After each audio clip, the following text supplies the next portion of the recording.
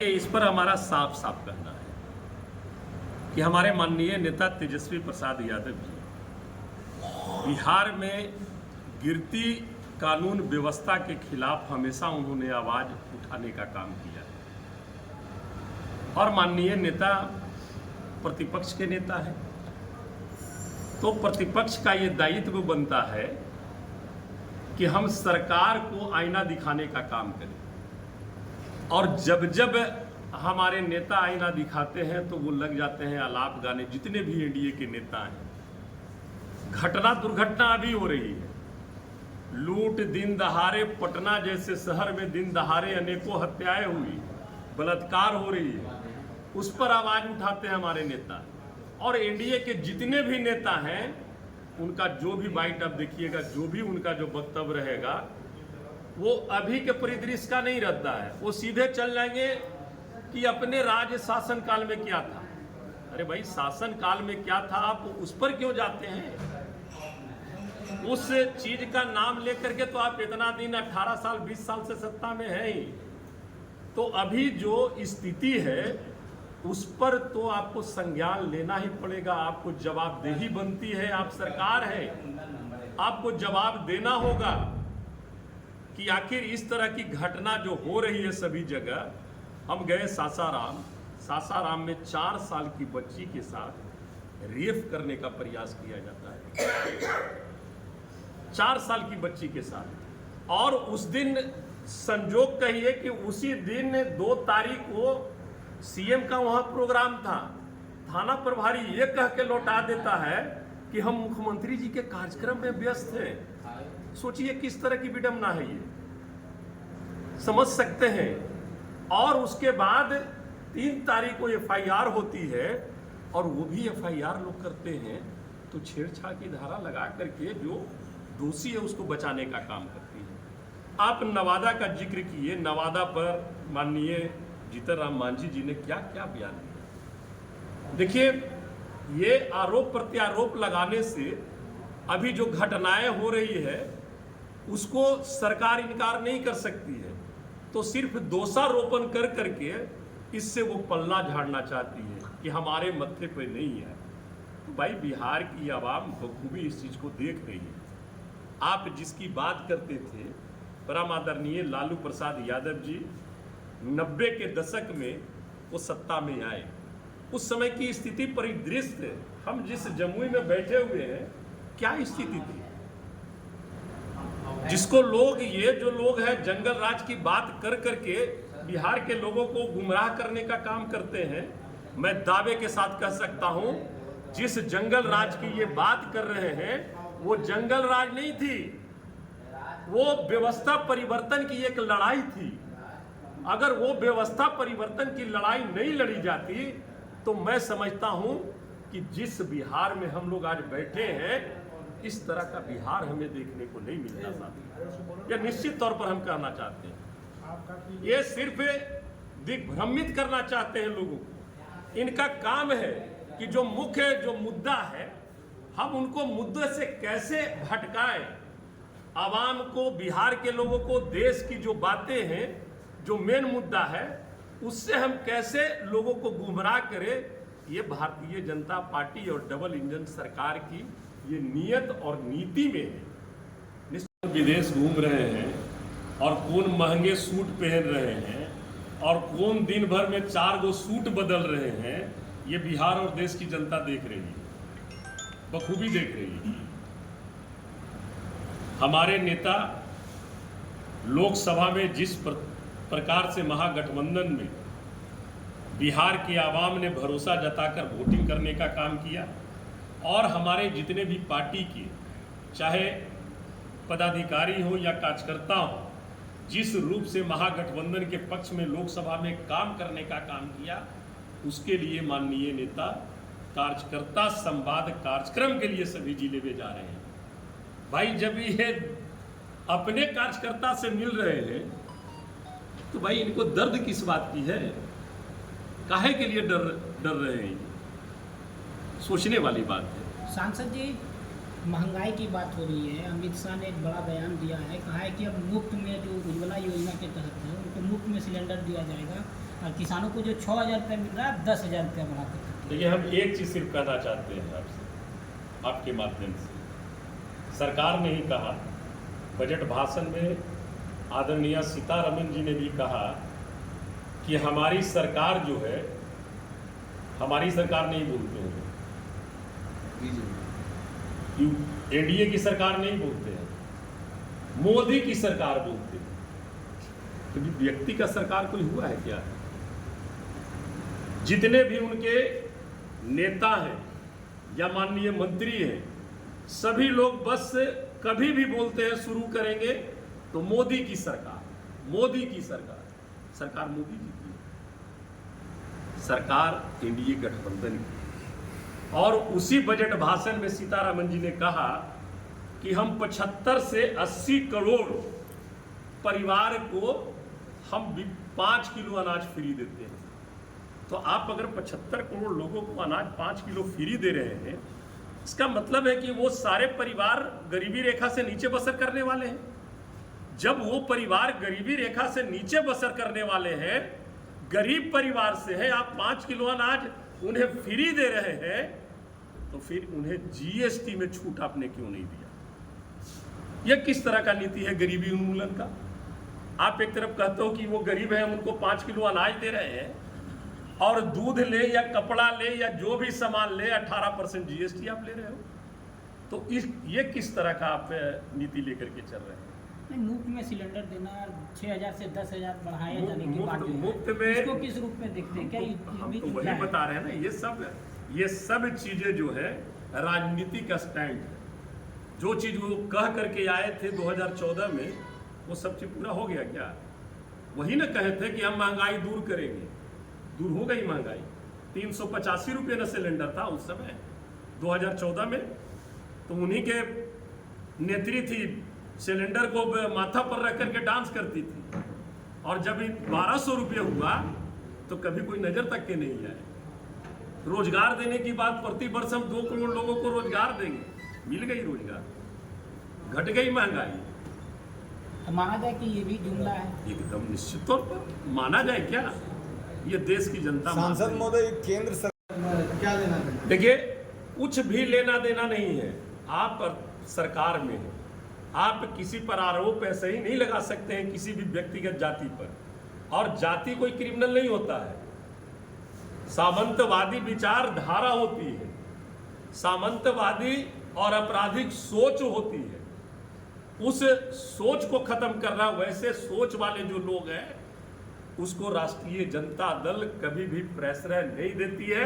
और इसी के लिए सरकार से हमेशा हमारे माननीय नेता तेजस्वी बाबू नीतीश जी को आगाह करते आए हैं कि जिस तरह की घटनाएं बिहार में हो रही है उस पर आप संज्ञान लीजिए। तो हाई लेवल की मीटिंग करते हैं। जिस दिन हाई लेवल की मीटिंग होती है लॉ एंड ऑर्डर के सवाल पर सीएम हाउस में, उसी दिन शाम में गोली चलती है पीएमसीएच में दर्जनों। तो ये किस तरह का आपका हाई लेवल मीटिंग है भाई? तो यहाँ सरकार अब वो नहीं चला रहे हैं। सरकार जो है 2, 4, 10 लोग मिल करके, जो अपराधी संरक्षित लोग हैं, जो अपराध को बढ़ावा देते हैं, आज अपराध को बढ़ावा देने वाले सरकार में पूरी छूट मिली हुई है। हम ये नहीं कहना चाहते हैं, सारे लोग देख रहे हैं कि किस तरह से लोगों को सहयोग कर करके लोगों को बाहर लाने का काम किया जा रहा है। पार्टी के महिला जो नेत्री है, अब देखिए, ये उनकी पार्टी है, अब उनको जूता चप्पल का माला किस विषय पर पहनाया गया, ये तो जवाब उनकी पार्टी देगी, वो नेत्री देगी। लोकतंत्र में कितना जायज है ये? लोकतंत्र में इसका कोई स्थान नहीं है। लोकतंत्र में इस तरह की घटनाएं नहीं होनी चाहिए। अगर इस तरह की घटना, हमें तो जानकारी नहीं है, ना मैंने देखा है, अगर इस तरह का घटना हुई है तो मैं इस घटना की निंदा करता हूं। क्या लगता है राजनीतिक विचारधारा गिरावट आ गया है? नहीं, देखिए, राजनीतिक विचारधारा की गिरावट नहीं आई है। राजनीतिक में वैसे विचारधारा के लोगों का समावेश हुआ है, इसके वजह से इस तरह की घटनाएं हो रही है। ऐसे व्यक्तित्व वाले और ऐसी सोच वाले राजनीतिक विचारधारा से के लोगों को दरकिनार करने की आवश्यकता। क्या लगता है जमीन देखिए, जमीन सर्वे कराने के पहले उनको सबसे पहले तो एक के पूरा सर्वदलीय बैठक बुला करके और सभी जगह से फीडबैक लेना चाहिए था कि कैसे हम इसका सर्वे कराएं। इस पर फीडबैक लेना चाहिए था। सारे दल को बुला करके बैठाते, हर एक अनुमंडल से जो किसान हैं, जो व्यवसायी हैं, जो जमीन के मालिक हैं, हर एक अनुमंडल से कुछ लोगों को बुला करके राय मशवरा करनी चाहिए थी, सरकार को सलाह लेनी चाहिए थी। ऐसे ही थोप नहीं देना चाहिए था। अगर ये सलाह लेकर के मशवरा कर करके अगर इस तरह का सर्वे कराया जाता तो मैं समझता हूँ कि इस तरह की परिस्थिति नहीं आती। आपको याद होगा, कानून बनाते हैं लोग। इसी सरकार में 2017 में इन्होंने कानून बनाया कि अब किसी को भी अगर अपनी जमीन है, बंटवारा कर रहे हैं लोग अपने में, तो 100 रुपया के स्टंप पर जा करके करने से ये चीज हो जाएगा, उनका जमीन वगैरह सब कुछ हो जाएगा। कितना इम्प्लीमेंट हुआ? कभी इम्प्लीमेंट हुई इस चीज का? कभी नहीं हुआ इम्प्लीमेंट। तो सिर्फ आप कानून बना दिए और उसके बाद इम्प्लीमेंट के लिए आप उसको आगे अमल करने का काम नहीं किया। सब जगह पे प्रचार प्रसार करना चाहिए। उसी के वजह से आपको याद होगा कि कुछ दिन पहले रजिस्ट्री रुक गई थी कि जिनके नाम से जमीन रहेगा वही रजिस्ट्री कर सकते हैं। सारे गरीब गुरबा, अरे भाई म्यूटेशन जब हो ही नहीं रही है, नामांतरण जब आप जमीन का करा ही नहीं रहे हो, तो इस तरह से आप फरमान कैसे लागू कर दिए? आखिर सरकार को फिर वो वापस लेना पड़ा। तो इस तरह की स्थिति क्यों आती है? इसका मतलब है सरकार जो है ये सोच विचार करके काम नहीं करती है, बस टेबल पर बैठ करके और इस चीज को अमली जामा पहनाने का काम। जी अभी पूरे विदेश में जाकर से क्या फिर से रिपीट कर दीजिए। हमारे जो कुछ युवा हैं जी, उनका भविष्य भी बर्बाद किया गया शराबबंदी से। कारण क्या रहा सर? अब कारण क्या रहा है जो आप लोग भी जान रहे हैं, हम भी जान रहे हैं। क्या मतलब वो? लेकिन इसकी समीक्षा करनी चाहिए। सांसद जी इसको क्लियर कर दिया? नहीं, क्लियर नहीं, हम कह रहे हैं शराबबंदी। क्या कारण रहा जो युवा हम कह पीढ़ी रहे जो हैं है? शराबबंदी की सरकार को पुनः समीक्षा करने की आवश्यकता है। इसको गंभीरता पूर्वक सरकार समीक्षा करे।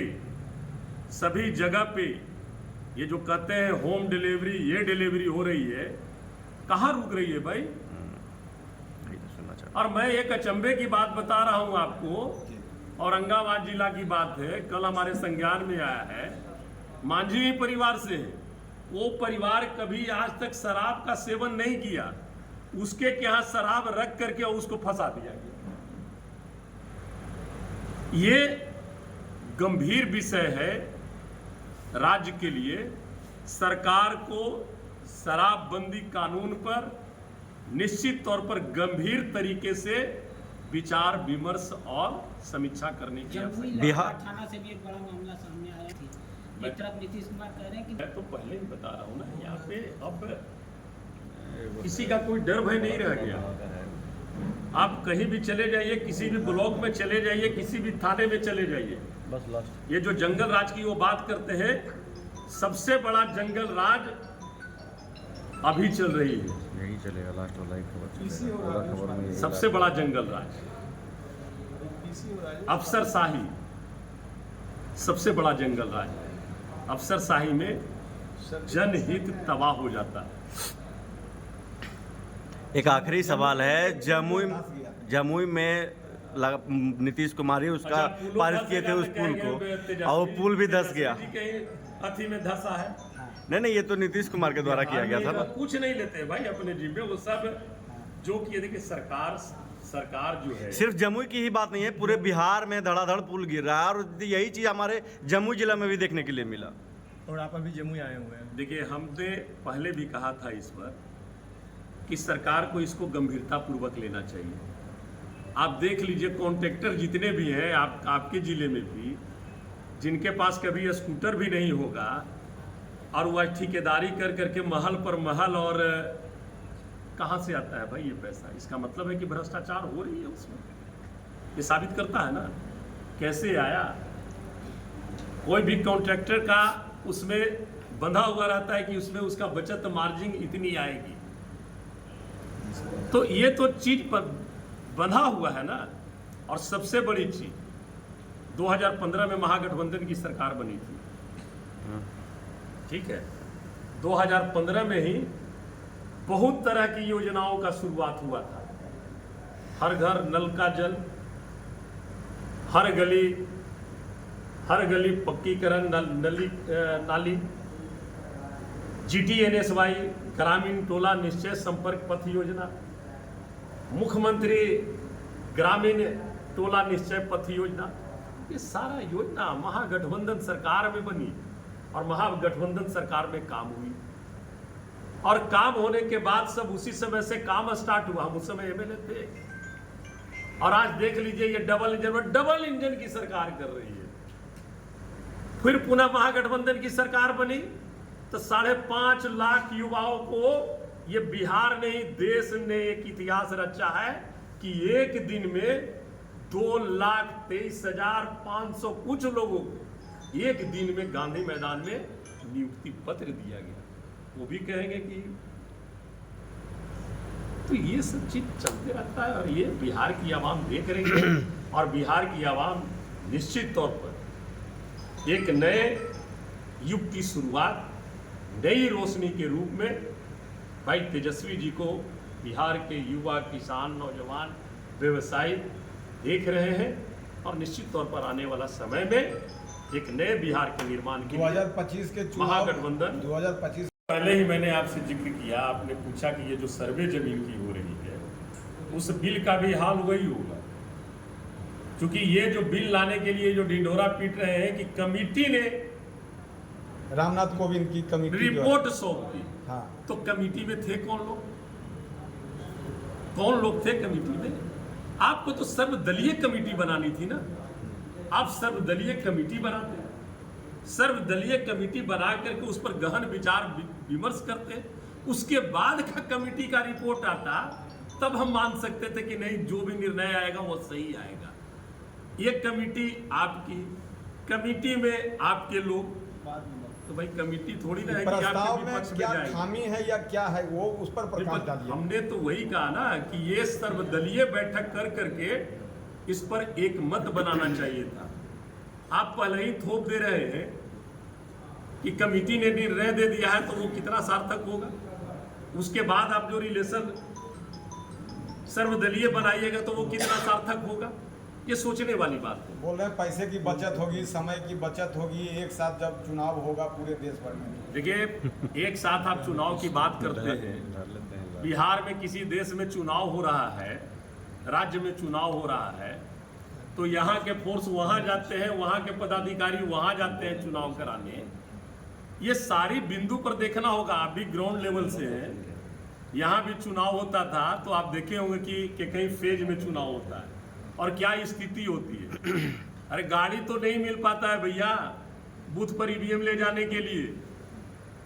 कई बार आप ही लोग न्यूज चलाते हैं, तो ये सारे चीजों पर गौर करना होगा। तो राष्ट्रीय जनता दल इस फैसले में साथ नहीं। हम कह रहे हैं अभी फैसला कहाँ हुआ है यार। प्रस्ताव हमने तो अभी कहा साथ नहीं। कि हमने कहा कि प्रस्ताव की क्या बात है। ये प्रस्ताव सब किसी कमेटी का नहीं, ये तो भारतीय जनता पार्टी का प्रस्ताव है। ये कोई सर्वदलीय प्रस्ताव तो है नहीं। रेडी है जी बताया जाए सर, क्या कैसे कार्यक्रम आना है हुआ, सर? क्या कार्यक्रम है और क्या कहना चाहते हैं इस मौके पर? थोड़ा सा आप लोग शांत सबसे रहिए। पहले तो आप सभी पत्रकार बंधु का हम धन्यवाद देंगे कि हम एक कार्यक्रम में जम्मू आए और आप सभी लोगों से यहाँ पर मुलाकात हुई। हम यहाँ पर अखिल भारतीय मौर्य शिक्षक सह शिक्षा मंच एक संस्था चलती है, इसके हमारे यहाँ पर जिला अध्यक्ष शैलेंद्र महतो जी हैं, प्रोफेसर नागेंद्र जी हैं। ये सारे लोग आज एक कार्यक्रम रखे हुए थे सिकंदरा में। वहाँ पर जो सेवानिवृत्त शिक्षक हैं और जितने भी जो प्रतिभावान छात्राएं हैं, छात्रा हैं, जिन्होंने अभी बीपीएससी वगैरह से शिक्षक में या अन्य पदों पर जिनकी बहाली हुई, उनको सम्मान समारोह का आयोजन वहाँ पर किया गया है और उसी में हम शिरकत करने के लिए आए हैं। चूँकि अखिल भारतीय मौत शिक्षक शिक्षा मंच के हम संरक्षक भी हैं, उस नाते विगत 2 महीना पहले राज्य कार्यकारिणी की पटना में बैठक हुई थी दरोगा रायपथ में, उसी में ये निर्णय हुआ था। आज जमुई में है कार्यक्रम, इसके बाद 29 तारीख को नवादा में है, फिर कल छपरा में कार्यक्रम है। इसी तरह से हर एक ज़िले में ये कार्यक्रम विगत 7 वर्षों से चल रही है। हर एक क्षेत्र में, चाहे शैक्षणिक हो, आर्थिक उत्थान की बात हो, सामाजिक उत्थान की बात हो, इन तमाम चीज़ों पर ये संगठन जो है, संस्था जो है, ये काम कर रही है। कोरोना काल में भी हर एक ज़िले में उस समय तकरीबन 19-20 ज़िले में ये संगठन कार्य कर रही थी। सभी ज़िले में कोरोना काल में भी हमारे ज़िले के जितने भी संस्था के जो सम्मानित सदस्य हैं, संरक्षक हैं, अध्यक्ष हैं, पदाधिकारी जो हैं, वो सभी लोग उस समय भी आर्थिक सहयोग कर करके सभी जगह पे मदद करने का काम किया। ऐसे अनेकों जगह पे ये कार्यक्रम करने का काम के माध्यम से होती रहती है। आज हमारे साथ जमुई के सम्मानित राष्ट्रीय जनता दल के सम्मानित जिला अध्यक्ष भाई त्रिवेणी यादव जी भी बगल में उपस्थित हैं और हमारे बगल में पूर्व विधायक अजय पासवान जी भी साथ में हैं, कुंदल वर्मा जी हैं, राजेश शर्मा जी हैं। ये सभी लोग आज यहाँ पे आए हैं। हम इनका संगठन के संरक्षक होने के नाते हम भाई राष्ट्रीय जनता दल के जिला अध्यक्ष जी का भी हम धन्यवाद देते हैं कि हमारे आगमन पर आप अपनी टीम और कमेटी के साथ सरवन जी मुखिया हैं और भी राष्ट्रीय जनता दल के जितने भी पदाधिकारी हैं, हम सभी का, मुकेश जी जो हैं हमारे राष्ट्रीय जनता दल के व्यवसायिक प्रकोष्ठ के जिला अध्यक्ष जी हैं, सभी लोगों का हम अपने संगठन के माध्यम से इनका स्वागत करते हैं और आभार प्रकट करते हैं। अभय जी